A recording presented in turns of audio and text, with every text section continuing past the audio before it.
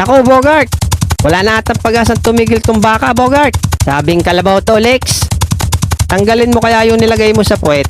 Hindi na makukuha yun. Nagpasok na yun sa loob. Yari tayo nito. Bilisan mo, Brad. Habulin mo na. Huwag kang mag-alala. Mabilis ang jeep ko. Isang segundo lang ando na tayo. Sige, pakita nga ako.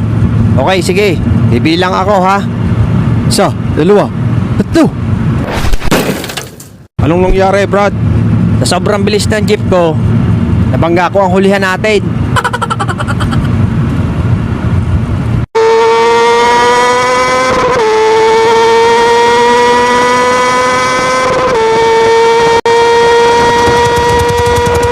Tingnan mo, Bogart. Mapapapasok pa tayo sa nagkakarera. Hilahin mo yung tali para lumiko. Ayaw sumunod.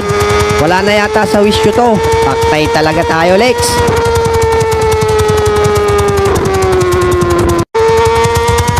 Uy, iwan na naman.